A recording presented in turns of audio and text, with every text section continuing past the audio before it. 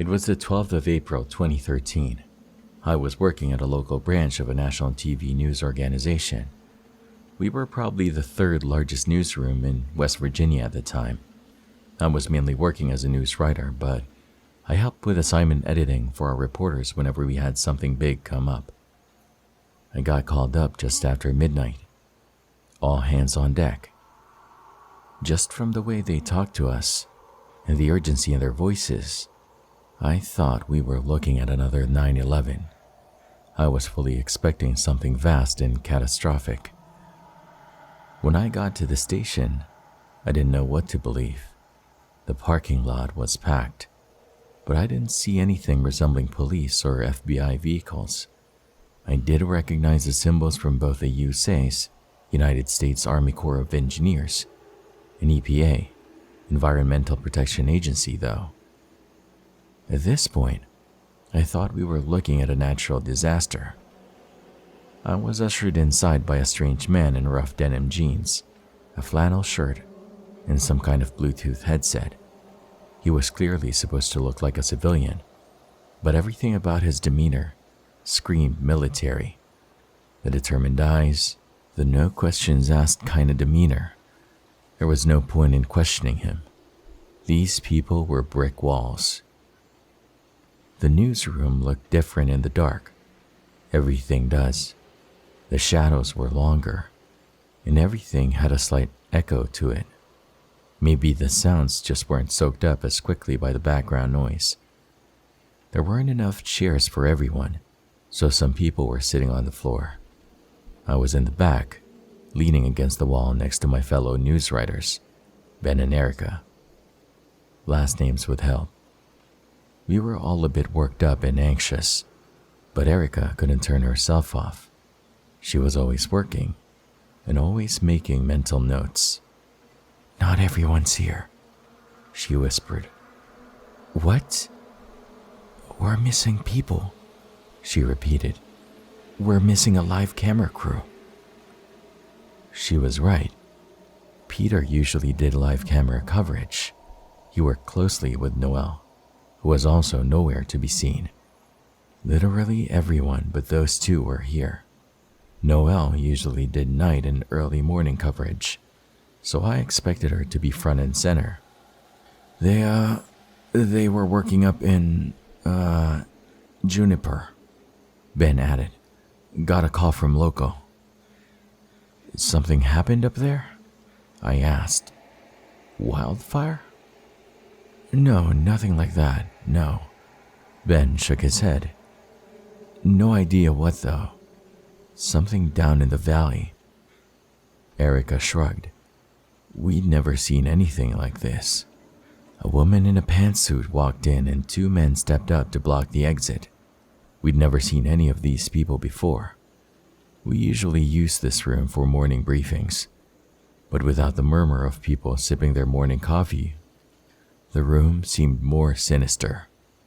The pantsuit woman held several folders and kept talking to someone over her earpiece. Out of all people in the room, she seemed to be the one with the most answers. As to demand our attention, she slammed the folders down on the front desk. Hard. The room fell silent. "There is a situation developing in Greenbrier Valley," the woman in the pantsuit said. "There has been a small earthquake. There are no casualties. In many ways, this is an insignificant event in and of itself. How your news team even heard about it is beyond our comprehension." Erica gave me a knowing smile. People around the valley loved Noelle in her early morning segments. She had the most recurrent viewers by a large margin. If something happened around the valley, she'd know about it. "Since this is a matter of national interest, we've had to clamp down to control the spread of information," she continued. "We don't want to cause any unnecessary grievances." "If it's such a small deal, why go to all this trouble?" One of our editors, Charlie, she never knew when to stay quiet. The woman in the pantsuit stopped, considered the question, and took a deep breath. I could tell she was stressed. It is a developing situation. It might have some impact on the local wildlife, hence the presence of our friends at the USACE and the EPA. And what organization are you representing? Charlie just couldn't stop herself from asking questions. The woman in the pantsuit might have tolerated a single interruption, but not two. One of the armed men covering the door walked up to Charlie, grabbed her by the arm, and lifted her to her feet. I'm just asking who you're working with, Charlie scoffed. Is that a problem? Is there a problem telling me who we're working with? She refused to budge. The man tried to pull her away, but she twisted herself loose and stepped back. There was a murmur as we could see things escalate from frustration to potential confrontation. Just tell us, Charlie continued. Are you with DNR? NOAA? Why aren't you answering my question? The man with the flannel shirt caught up with her, and she put her hands up. With no resistance and no provocation, he pushed her down on one of the tables, face first.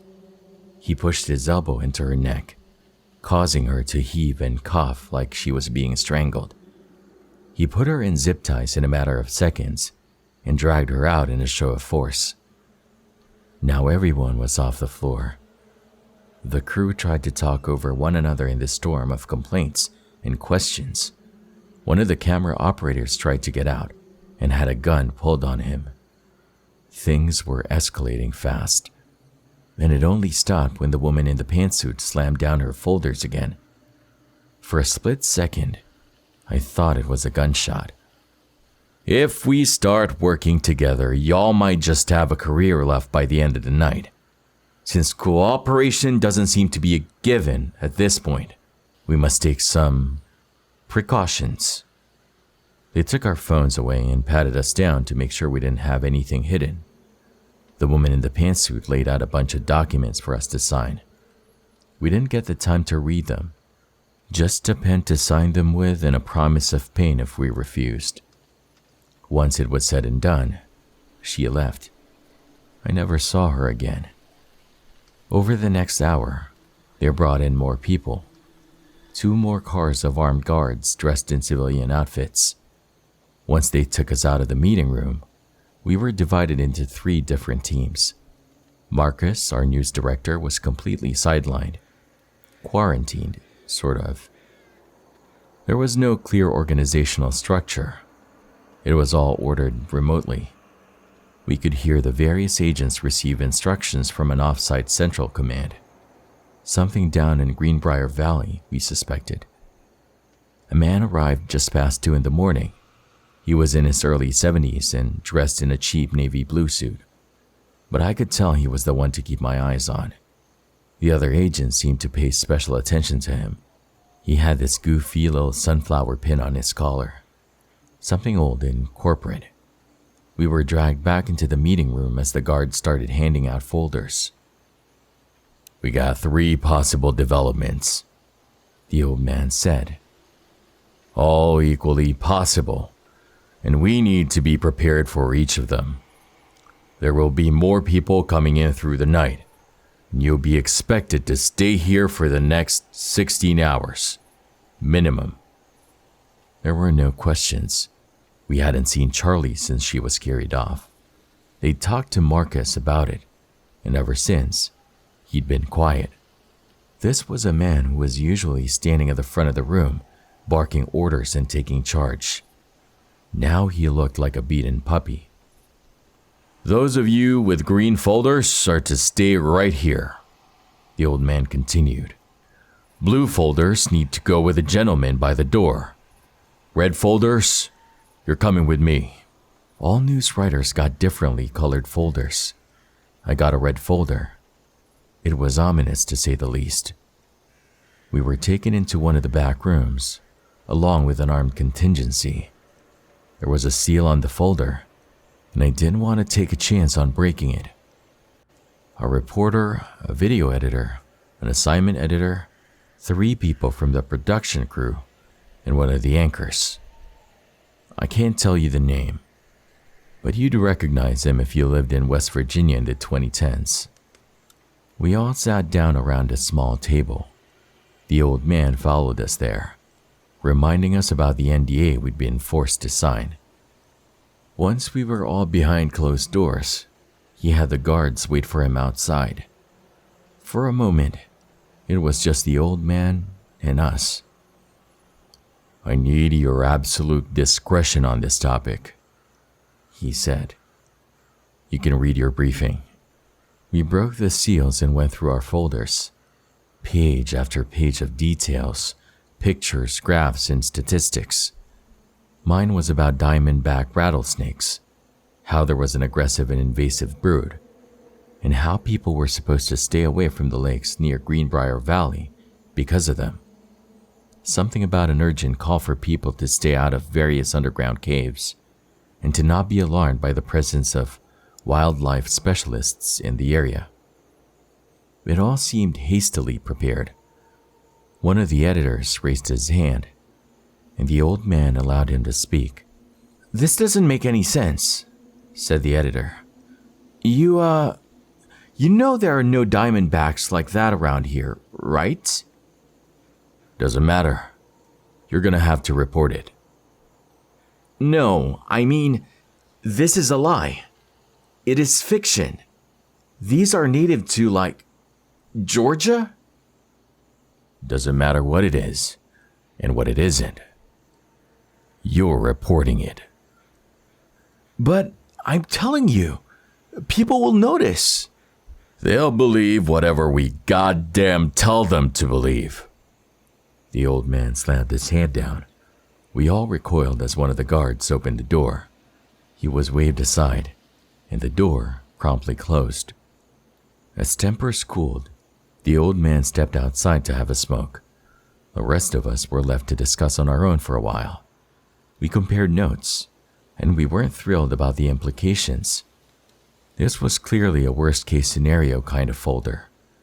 And while the story about enraged rattlesnakes were fiction, it still highlighted something. If this scenario took place, there'd be armed guards surrounding a massive area. They spoke of a possible controlled burning of the undergrowth and closing several large roads. About 36 homes would have to be evacuated, minimum. But it wasn't even about what they were saying. It was about what they weren't saying. This was clearly not about rattlesnakes. So what the hell were they afraid of? Whatever it was bad enough for them to threaten to burn down several acres of forest in the Lewisburg area. Then I saw the eyes of our news anchor go wild. "There are timestamps," he said. "This one is in 4 hours.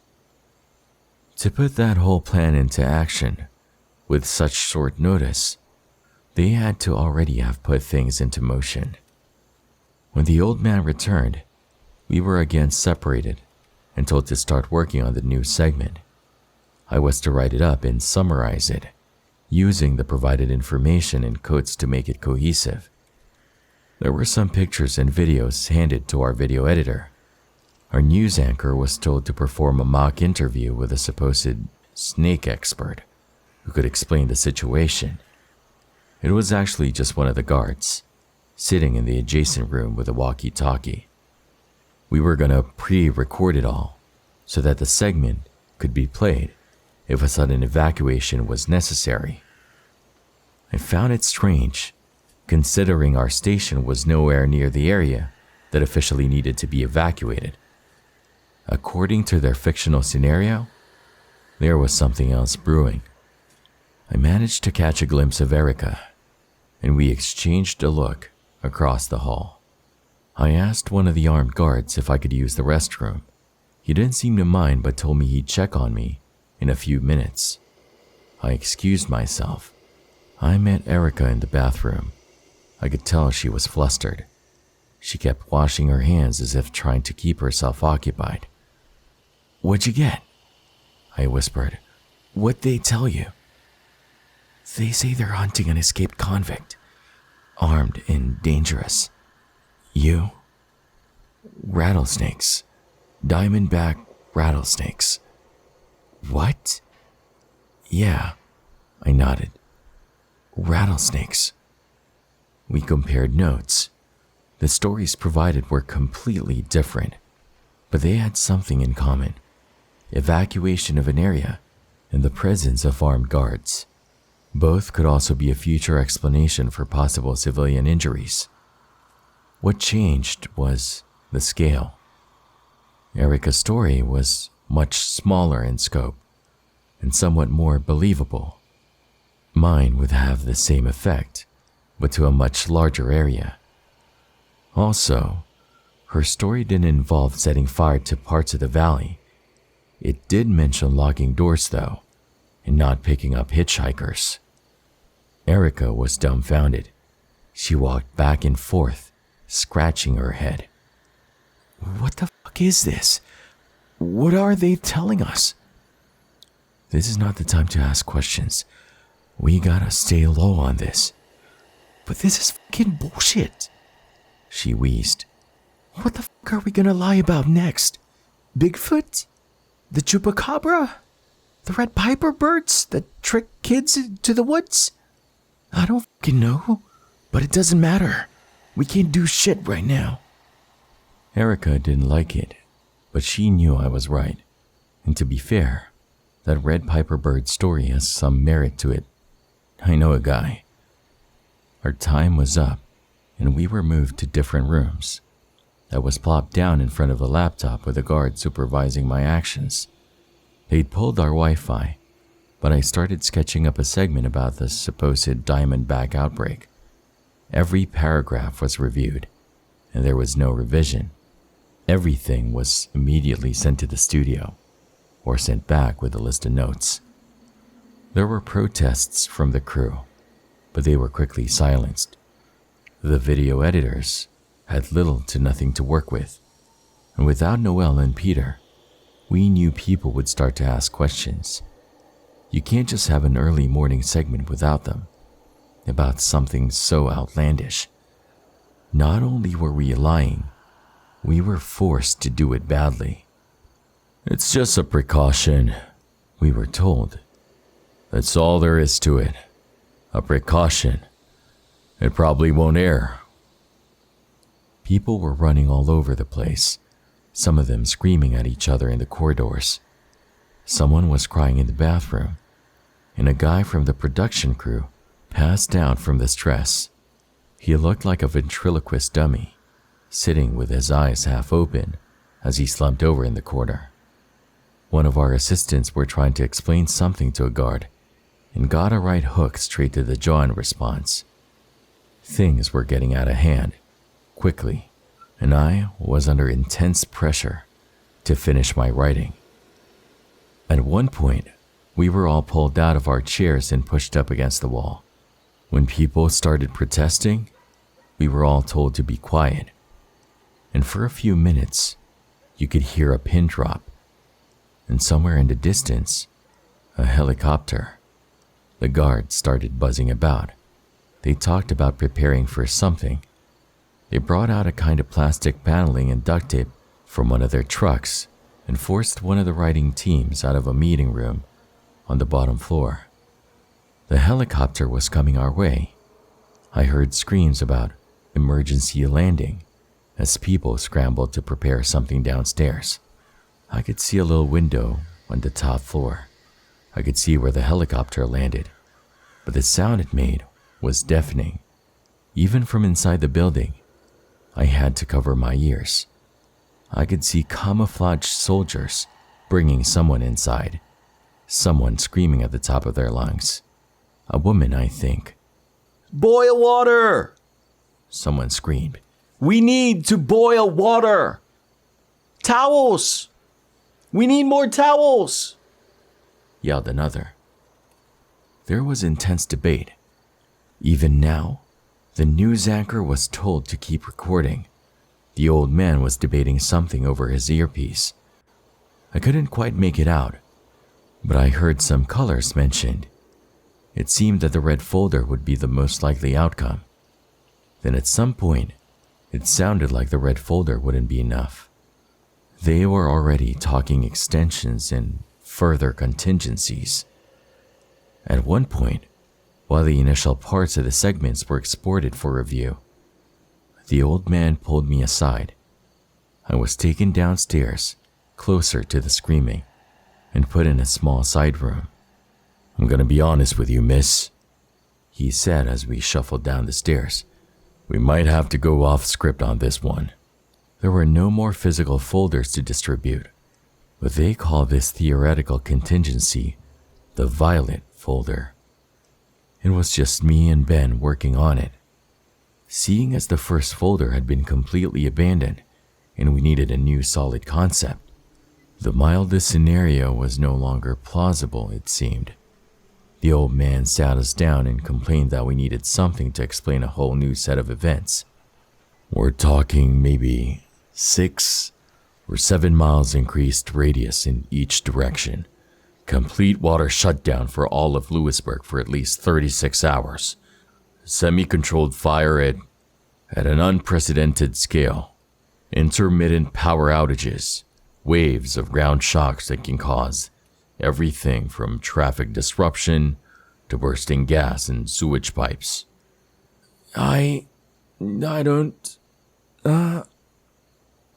Where do we start?" asked Ben. The old man threw up his arms in defeat. He looked 10 years older.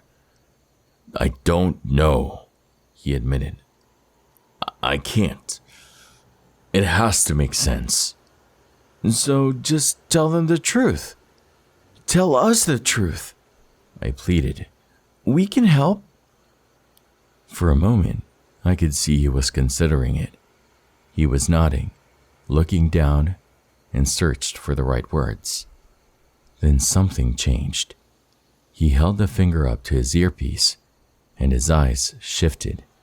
Someone was talking. Suddenly, he shot out of his chair. "You're not bringing them here," he told someone on the other end of the line. "We have civilians. You can't." "No." And with that, he ran out of the room. Ben and I just sat there for a while. I tried to imagine what could be happening out there to cause this kind of response. I thought back on what the woman in the pantsuit had said. This is a situation developing in the Greenbrier Valley. That's a huge area. Was it that she'd just been unspecific? Or was this something that really encompassed the entire valley? Considering I was working on the violet folder, I was starting to consider the latter. I don't know what to do," Ben admitted. "There's, nothing like this that I've worked on, I mean." "None of us have," I added. "Water, power, plumbing. Did he say earthquakes?" "Earth shocks," nodded Ben. "Not earthquakes, but like a series of aftershocks." "How do those come about? What the hell do we say?" I'm not a geologist," Ben smiled. "Maybe, blame the Democrats?" I chuckled. Ben always knew exactly the best wrong thing to say. The helicopter was leaving, but something was happening outside. People were going quiet in the hallways. From the safety of our little room, we could hear them bringing something in. Something being rolled on squeaky wheels. Ben was about to peek out, but I pulled him back. We weren't getting involved, not on my watch. The screaming woman had gone quiet. Maybe she'd passed out. I could hear something banging on metal, a gargle followed by a snake-like hiss. Squeaking wheels kept turning as something was slowly being pushed through the building. Then another banging sound, followed by a snap. Everything felt deathly quiet.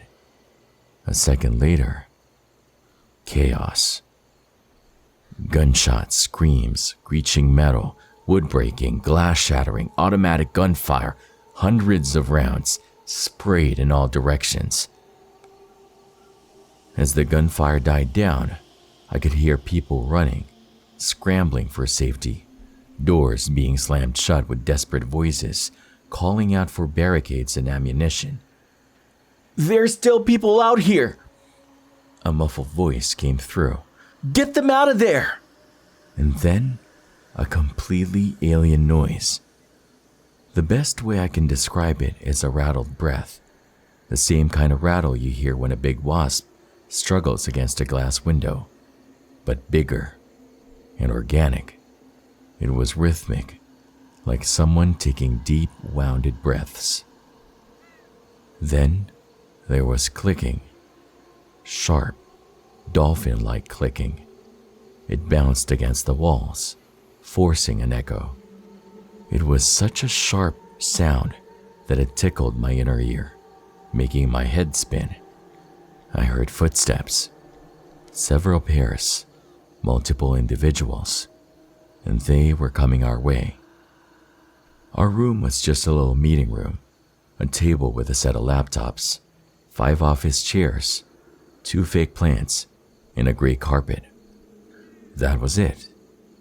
But I got the feeling that if whatever was out there made its way in here, we'd be in trouble. This had to be the answer to whatever was happening down in the valley, and whatever it was, that sound was going to haunt my nightmares. I pointed at the light switch, but Ben didn't get the hint. I tried waving my hand around, and that seemed to do the trick. He snapped back to reality, killed the light, and we both crawled under the table. Moments later, something wet slapped against the door. Ben covered his mouth to stifle a scream. I could still hear his whimper. Another slap against the door. This one higher up. I could hear another set of footprints further off, counting at least 3 individuals in total. Then, creaking metal. The handle was turning. Ben couldn't shut up. He was on the cusp of hyperventilation, and it seemed to just be a matter of time. "You gotta stop, Ben," I whispered. "You gotta stop. Just stop." I can't. I can't just. No. It got worse. I put my hand over his mouth, forcing it to shut. I could feel his hot breath on my fingers.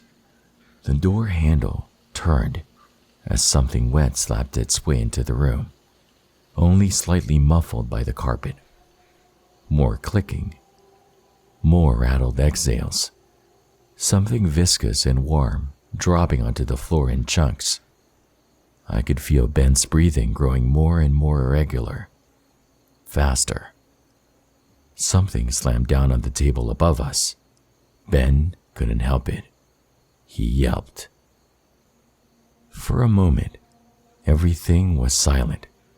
Every room, every guard, every vehicle outside. I didn't even realize I was holding my breath until my face started feeling warm. Then one of the office chairs was flung across the room. Hissing. Angry, animalistic hissing. And suddenly, Ben shuddered. "It's standing on my foot," he breathed. It's standing on my... Ben grabbed a hold of me, clinging to me, and in the next breath, he was pulled out from under the table. He wasn't even screaming anymore, just wailing like a frightened child, struggling to understand his lungs. I heard something heavy come down on him over and over, like a primate trying to crush a watermelon. Temporary lapses in his breathing as his ribs were crushed, something snapping as his arm twisted out of its socket, drops of something warm spattering, hitting me across the face and the right side of my arm. I could have stayed. I could have hoped that they'd move on, and yet something in the back of my mind was telling me to run. So I did. Even in the dark, I knew this place by heart. I scrambled out from under the table, burst through the door, and headed straight for the exit. A dozen voices screamed at me from a dozen directions. Go, go, go, come on! This way! Don't look back! Stay low, stay low! Something was panting, trying to catch up. Something wet. I could feel it rush against the back of my head, pulling away a handful of strands of hair. The front doors opened as the man in the flannel shirt pulled me out. Gunfire echoed as whatever had been behind me retreated into the dark. I only caught a glimpse of them. Slick, oil black skin, eyes like a shark, deep and unfeeling, rows of syringe-like teeth, roughly humanoid, but only by shape. Someone yelled out that they got one. Emboldened, doors started to open. More gunfire, screams, and flashes of light. Yet all I could concentrate on was the deep dark blood covering my hands, still dripping from my face. After that, things went fast. I was pulled down and examined. They went for the segment about the escaped convict, claiming at least one known victim, Ben. They kept the story small and local. If you lived in the area back in 2013, it is possible you might have caught it on the morning and afternoon news on April 12th, a short mention of it on the 13th. We were under strict control, and they weren't kidding around when it came to threats.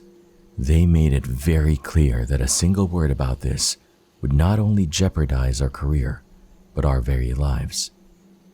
It's been 10 years. I've changed a few locations, a few names, and a few details. But the gist of it is right there. Maybe they're still checking in on us from time to time to see if we're behaving. I don't think they are. I'm making this as a sort of witness to what really happened that day. There was no escaped convict, no knife attacks, but people died that day, and I still haven't got the faintest clue as to why. And we can't even ask questions, or they'll make us pay. But I won't forget. I can't. And you'll never find me anywhere near West Virginia again.